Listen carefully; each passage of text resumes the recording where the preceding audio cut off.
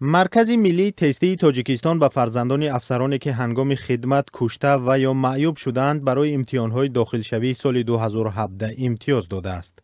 میرزا شریف شادیف سردار شعبه کار با مؤسسه‌های تحصیلات میانه و عالی کسبی در مرکز ملی تستی روز 20 ایون بر رادیو آزادی گفت این امتیاز به خاطر قدردانی به افسران پیش بینی شده است که در حفظ ثبات در کشور سهم گذاشتند. وی گفت خدمتیان حربی اونهایی که در همان نظام کار میکنند و در وقت نبردها یا که حرکت هایی که در سرحد میشود و چی اشتراک میکنند و جراحت میبردند یا وفات میکنند با فرزندان همانها، یعنی این با افرادی که به واسطه وظیفه‌شان همین است در همونجا کار میکنند در نظامی. این مسئول مرکز ملی تستی گفت به این افراد پس از گذشتن از دور گزارش 100 خال داده می شود. شادیف گفت در صورت خال گزارش را گرفتن و آنها باید با تعداد 100 بال امتیاز داده می شود.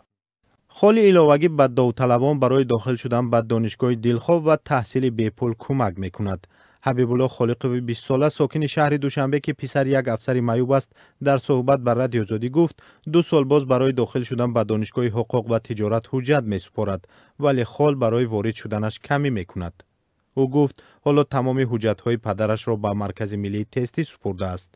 حبیب الله می گوید اگر 100 خال امتیاز را دریافت کند احتمال امسال دانشجو شود.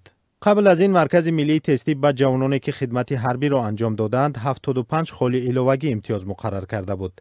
این تصمیم سال گذشته با پیشنهاد سرریاست نیروهای مرزبانی عملی شد و هدفش به گفته مسئولین جلب بیشتر جوانان به خدمت و همین طور جلب آنها به تحصیل در دانشگاه ها می باشد. طبق معلومات اخیر مرکز ملی تستی در دوره به قیدگیری اساسی بیش از 95,000 داوطلب ثبت نام شده است که از نقشه قبول بیشتر است. امسال نقشه قبول داوطلبان به مکتب‌های عالی و چند کالج قریب 65,000 نفر را تشکیل می‌دهد.